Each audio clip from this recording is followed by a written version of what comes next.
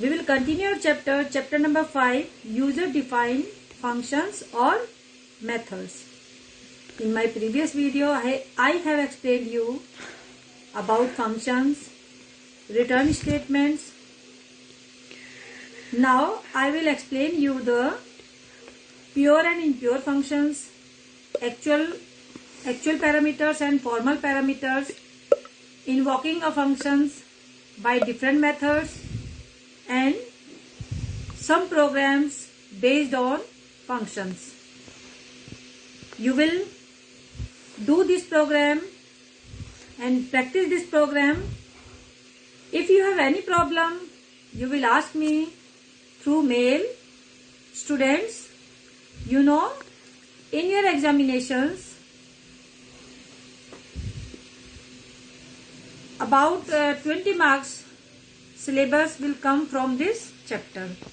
So, you will try to understand this chapter and you will practice the programs. Let's start. Using static method. We are using static, public static void main. Why we are using static? I am explaining here.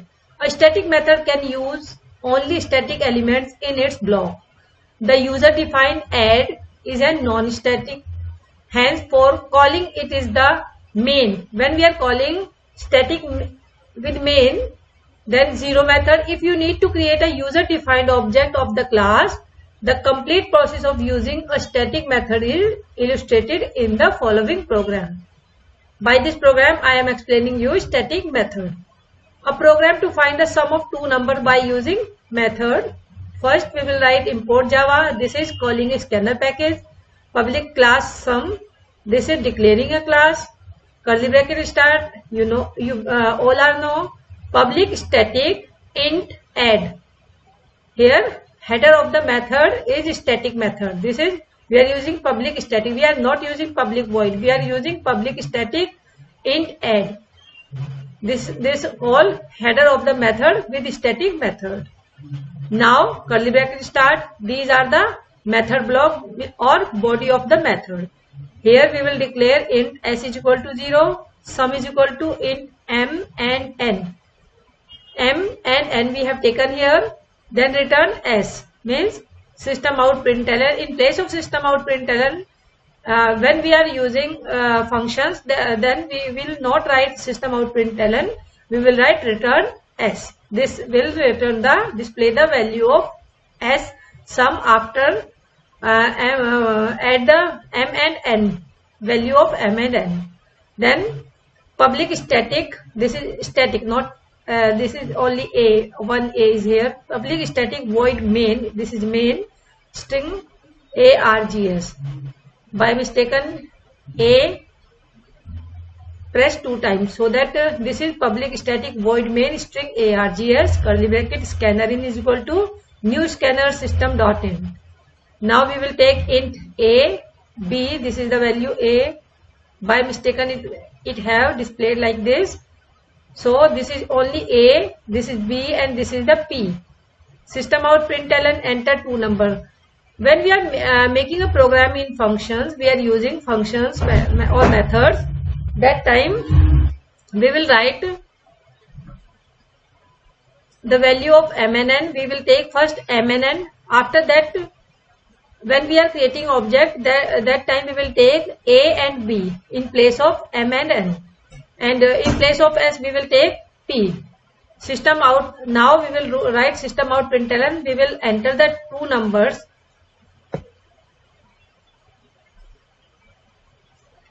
A we will declare as earlier we have done in our program also. Then b, this is the data type.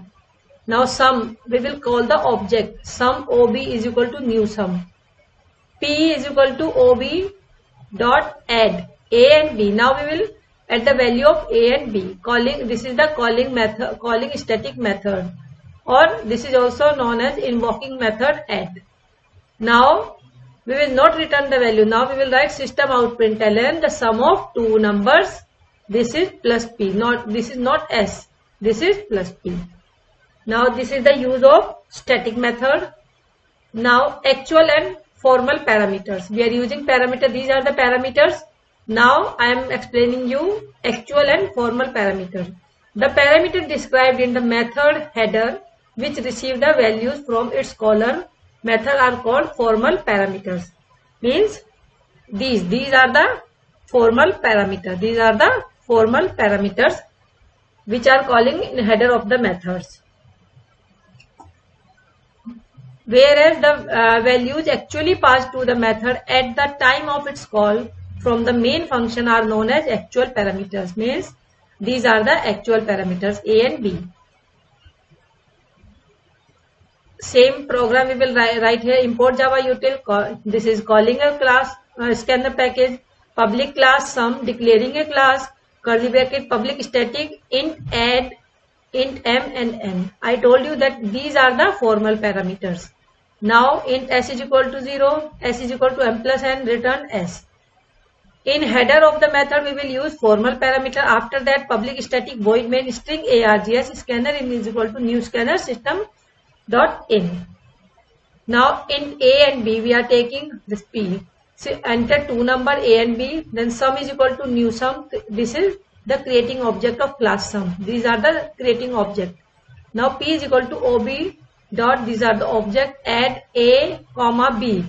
This is the caller statement and these a and b are the actual parameters. Hope you all understood the difference between formal parameter and actual parameter. Now in actual parameter we will write the system out println, the sum of two number plus p, but in formal parameter we will return the value s.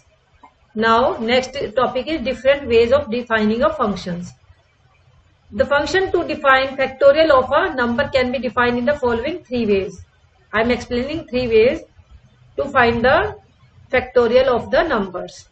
First way, receiving value and returning outcome to the caller. Means we will receive a value, then we will return when caller will asking about the outcome. This is the parameterized method. This is the parameterized method. Import Java util, same class we will write here. Import Java utils, calling a scanner package. Now class we will take factorial because we are finding the factors in the factorial in this program. This is declaring a class.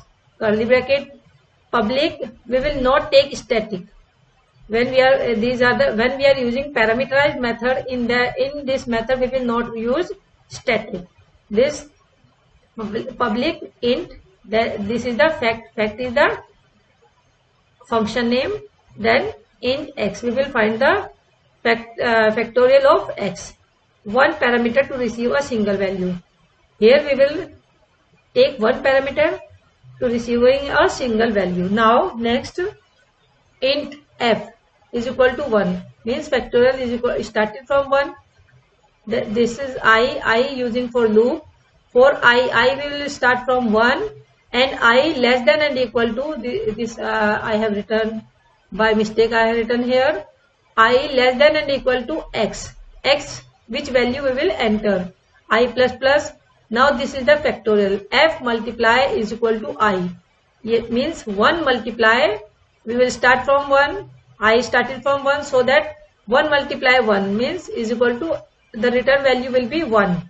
It returns an integer number because we have taken integer, so that return value will also come in integer form. Then public static void main string args. Here we will take the value n is equal to 5 and m is equal to 8. P is equal to object ob dot fact. We are finding the factorial of 5 number because we are taking n here, so that we will find the factorial of 5. System out println, factorial of n is plus p. But in next 8, this is second number, this value will come in q in the form it is stored in the q. Q is equal to ob dot fact m. System out println, factorial of m is q plus q.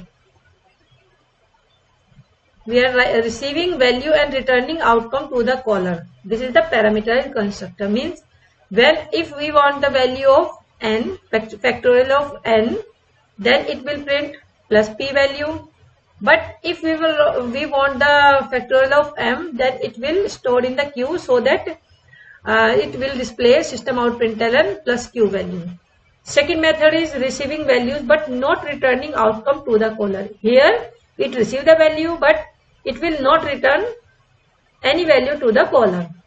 Same way we will write like here public. Now we will take in receiving value, but no, if we are asking the returning outcome to the caller, then we will not take void. But if we are not returning outcome to the caller, so that we will take void, public void fact int x.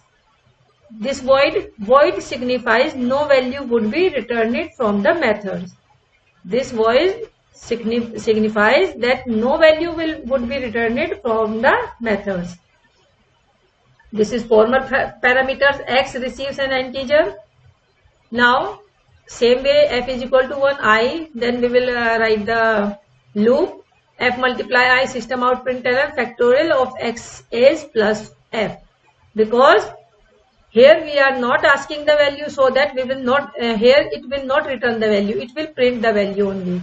So in place of return we will take system out println factorial of x is it will stored in the f, so that f value will display here. Now curly bracket public static void main string args. Same way we will take, now we will call the object factorial ob is equal to new factorial, then two fact we are taking. In receiving outcome we will take system out println the value of p and system out println the value of q. But in here in this we are not asking the returning value, so that it will make 2 factorial ob dot fact n means 5 factorial, the number of 5 factorial will be stored in here, ob dot fact m. These two are known as fact. Method fact is called by passing an integer each time. Here we will pass an integer when we are asking any value. Now 2 times curly bracket close. Hope you all understood these two methods. Now next is the neither receiving value nor returning outcome to the caller. Means no value will be received and no returning statement will be here. This is non-parameterized. Import Java, calling a scanner package, factorial, public void fact. We will not writing a value here. We have not written any value, means it will not receiving any value. Void signifies non-returnable function. In first void, in this receiving value, void signifies no value would be returned from the method. But here void signifies no returnable value, because no value is here. This is empty parenthesis, means function will not receiving any value. Int n is equal to 5, f is equal to 1 I. For I started from 1, I less than and equal to x, I plus plus. Now f multiply 1, system out println factorial of n is plus f. Public static void main string args. Factorial object we will create new factorial ob dot fact, calling fact function without passing any value, because no value is passing here, so that no value will be returning. Now ways of passing value to a function. There are 2 ways to passing a value. First is pass by value, or this is also known as call by value. In this system, the values from the actual parameters are copied to the former parameters. Means actual parameters and former parameters values are same. It is the process of passing a copy of the actual parameter to the formal parameters. Any change made, if we will change any in formal parameters, it does not reflect on the actual parameters. If we are changing the value of formal parameters, it will not affect the value of actual parameters. All primitive type such as int, float, long, double, etc. are by default called by passed by value. This is also known as passed by value. Means any change in formal parameter does not reflect on actual parameter. This is known as the pass by value. Now second method is pass by reference. This is also known as call by reference. In this system, references means addresses. of the actual parameter and formal parameter both represent the same memory location. They are not copied. They both are stored in memory locations, in same memory location. It is the process of passing the reference, means address of actual parameter to the formal parameter. In pass by value, we will copy the actual parameter into the formal parameter, but here passing the reference of actual parameter to the formal parameters. There is not copied. They are passing the value. Address are passing over here in such a way that any change made in the formal parameters will be reflected on the actual parameter. In pass by value, no. If we are changing in formal parameter, they will not reflect the value of actual parameter. But in pass by reference, if we are change in formal parameters, it will reflect on the actual parameter also. So a programmer must keep this point in mind. Call by value can be used with simple primitive data types, but call by reference must be used with non-primitive data types like class, object, array. These are the you all know these are the non-primitive data types. Now there are two types of function. First is pure function and second is impure functions. Pure functions which returns a value to its caller model is called pure functions which return a value. It is also called assessor method as it does not change the state of an object. Second is impure, a function that may not return. Pure function return the value, but in impure function it will not return a value but changes the state of an object. It will change the state of an object. It is known as impure method or mutator. Now we are writing some programs. Write a program to accept a number and check whether the number is prime or not. Use the function name check and value is int n. The function return 1 if the number is prime, otherwise it returns 0. Same way we'll make. First we will write the message, then import java.util public class prime because we are finding the prime here. Then int. We are taking function check so that int check int n. Curly bracket int I for finding the numbers, looping c is equal to 0 and f is equal to also 0. Now we will write the loop, curly bracket if n. Now we will the value of int, which the number which we have entered, that value will be divided by the modulus by the I. For if it will become the value of when we are finding the modulus and it will become 0. No reminder is there. Then c is equal to c plus 1. Then if c equal 2 means cv has taken 0. But value will come about 0 if c equal 2. The value of c is equal to 2. Then f will become 1. Return f. F will returning the value. Public. Now we will create public static void main string args int a and k. Scanner in is equal to new scanner system out printer and enter your number. There we have taken n. Here we will take a. We have entered a number prime. This is the object for prime number. Prime ob is equal to new prime. K is equal to ob dot check a. If k equal 1, system out println it is prime a number. Otherwise it is not a prime. If k will become 1, here we have return function 1. So it is prime number. Otherwise it is not a prime number. Now you are not writing variable description. You will write variable description also. N and n. Na int data type, enter the value. I int, it is used for loop. C int, check the number. K int, object. F int, function. Now this is the second programs. Write a program. Now here we will accept a number and check whether the number is palindrome or not using the function name reverse. Palindrome, when we are writing a number from reverse side, it will also same. That is known as palindrome number. Suppose we are taking 121, 121. If we are reverse this number, then it will also become 121. So this is the palindrome number. The function return the reverse number to the main program that check the palindrome number. Same, we will write the message, import Java util, play class name, we will take palindrome. Now int reverse, we are taking function name reverse, so that we will write int reverse int n. Curly bracket int d, we will use for modulus, and r we will use for reminder, which will come. Now we will write do loop, do while loop we are using, do curly bracket d. First we will find that numbers modulus. We will divide the number by 10. Then r is equal to r multiply 10 plus d. Means first r multiplies 10, then plus d, which will come after dividing the value. Reminder will here n is equal to n divided by 10. This is the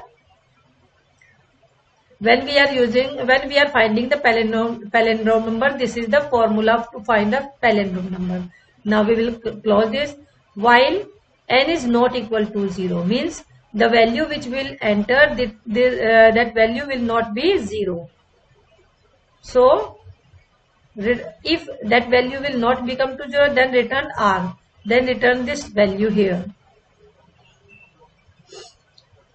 Public static void main string args, same way, scanner is equal to new scanner system.in, int k, in place of k we are using for reverse function, which we are using here r, so that k we are taking here, a enter the number, and c the equal the number which we will take. Palin ob, we will create an object palindrome number, palin ob is equal to new palin. System out printer, first we will enter a value, then we will write the data type of that value, then we will do that c is equal to a, means that value which we have entered, this will become c.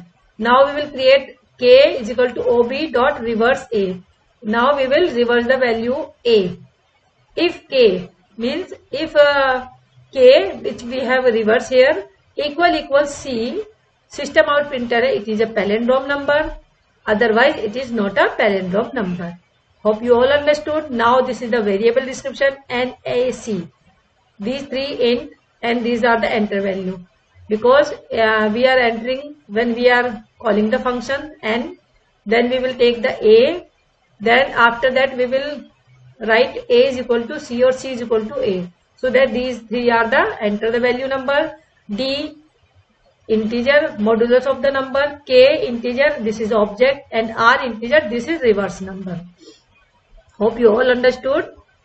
Class, now you will try to do this program. If you have any problem, you can ask me through mail. Thank you.